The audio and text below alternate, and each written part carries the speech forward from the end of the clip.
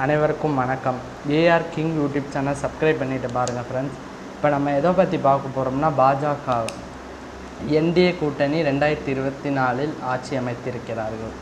காங்கிரஸ் தலைமையிலான கூட்டணி 99 இடங்கள், ஒரு எம்பி சுயேட்சை எம்பி இணைந்த காரணத்தால் அது 100 இடங்களாக மாறியிருக்கிறது காங்கிரஸ் கட்சிக்கு. ஆனாலும் காங்கிரஸ் கட்சி தனித்து 100 இடங்கள் வெற்றி பெற்றது ஒரு சாதனை தான். அதுக்கு முன்னுக்கு காங்கிரஸ் கட்சி 2 தடவை தோல்வியை சந்தித்தது. இந்த தடவை கொஞ்சம் ஒரு பலமான எதிர்க்கட்சியாக அமரப்போகிறது 2024. ஆனாலும் மத்திய பாஜக அரசில் தமிழ்நாட்டிலிருந்து யாரும் மத்திய அமைச்சராக பதவி ஏற்கவில்லை. அதுதான் ரொம்ப பெரிய வேதனை. தமிழ்நாட்டை எவ்வளோத்து தமிழ்நாட்டு மக்களுக்கு மேல் அக்கறை வைத்திருக்கிறார்கள் என்று இதிலே தெரிகிறது. ஒருவர் வரை தமிழில் பதவி ஏற்கவில்லை.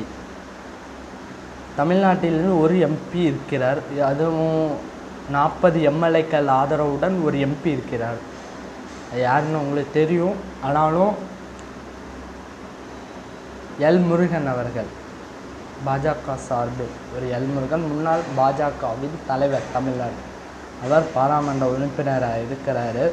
ஆனாலும் தமிழில் அவர் பதவி ஏற்கவில்லை மத்திய அமைச்சராக. அதான் பெரிய அளவில் தமிழ்நாட்டில் எவ்வளோ மக்களின் இது தமிழில் பதவி ஏற்றால் பதவி ஏற்க முடியாதா? ஏன் தெரியவில்லை. தமிழ்நாட்டு மக்களுக்கு மேல் இவ்வளோ வஞ்சிக்கும் செயல் என்னத்துக்கு? 2024 நம்ம சொல்லியிருந்தோம், காங்கிரஸ் சார்பில் பலமான வேட்பாளர்கள் அறிவிப்பார்கள், எதிர்கட்சிகள்லாம் ஒன்றிணையும். 2024 நம்ம 2022 சொல்லியிருந்தோம். அரசஜன் யூடியூப் சேனல் சார்பில் பேசியிருந்தோம். ராகுல் காந்தி கன்னியாகுமரி டு காஷ்மீர் நடைப்பயணம் நேரத்தில் நம்ம சொல்லியிருந்தோம். ஏஆர் கிங் யூடியூப் சேனல் இப்போவும் இன்னுமே அதை பலமாக சொல்லுறோம். எந்த நேரத்தில் வென்றாலும் காங்கிரஸ் ஆட்சி அமையலாம். ஆனால் வஞ்சிக்கும் பாஜக அரசை எதிர்க்கும் ஒரு கட்சி என்ன என்றால் காங்கிரஸ் தான். தமிழ்நாட்டில் அனைத்து எதிர்கட்சிகளும் ஒன்றிணைய வேண்டும். மக்களின் ஆட்சியை எப்படி அமைக்கும் போது தான் மக்கள் நம்மளுக்கு ஆதரவு அளிப்பார்கள். 2024 என்டிஏ கூட்டணி ஆட்சி தான் அமைத்திருக்கேன். தனிப்பெரும்பான்மை கிடைக்கவில்லை பாஜக அரசுக்கு.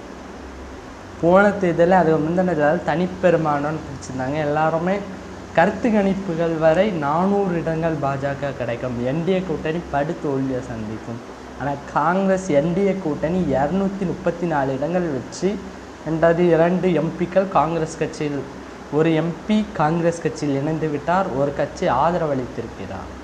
அப்போ காங்கிரஸ் கட்சிக்கு இப்போ 101 இடங்கள் தனிப்பெரும்பான்மை கிடச்சிருக்கு. அதுவும் இல்லாமல் நம்ம 1984 காங்கிரஸ் கட்சி பெற்ற வெற்றி 414 இடங்கள். ராஜீவ்காந்தி பிரதமராக பதவியேற்றார். அதுக்கு முன்னே இந்திரா காந்தி இருந்தால் அவர் அந்த 1980 இருந்து அந்த இடைக்குள் 1984 படுகொலை செய்யப்பட்டார். அதனால தான் அவசரமாக ராஜீவ்காந்தி அதுக்கு முன்னே அரசியலில் இல்லையே, மக்கள் ஏன் ஆதரவளித்தார்கள்? அப்போ அவ்வளோ பிரச்சாரங்கள். இன்னும் காங்கிரஸ் கட்சிகள் இன்னும் பலமான பிரச்சாரங்களை செய்ய வேண்டும். அனைத்து தொகுதிகளிலும் மகத்தான வெற்றி அடைய வேண்டும். தனிப்பெரும்பான்மையுடன் இன்னும் அடுத்த தேர்தலில் 2028, 2029 எம்பி தேர்தல் இருக்குது. அதில் பலமாக இதோடு டஃப் அளிக்கணும் பாஜக. படுதோல்வி இந்தியா கூட்டணி அதுவரை ஒன்றாக இணைந்து பலமான எதிர்கட்சிகளை ஒன்றிணைத்து வெற்றி பெற வைக்க வேண்டும். அதுவும் இல்லாமல் நம்ம 2019 59 இடங்கள் தான் வெற்றி பெற்றோம் காங்கிரஸ் கட்சி இந்தியாவிலே. மோசமான தோல்வி. அதுக்கு முன்னுக்கு 2014 அதோடு மோசமான தோல்வி 44 இடங்கள் தான் 2014. ஆனாலும் எதிர்கட்சியாக இருந்தால் அந்தங்க பரப்பவராக இருந்து தமிழ்நாட்டில் அதுவும் இல்லாமல் கொஞ்சம் இதாக இருந்தாங்க. ஆனால் இதுக்கு பிறகு இனிமேல் காங்கிரஸ் கட்சி தமிழ்நாட்டில் அடுத்த தேர்தலில் எதிர்கட்சியாக அமரப்போகிறது 2026 சட்டமன்ற தேர்தலில்.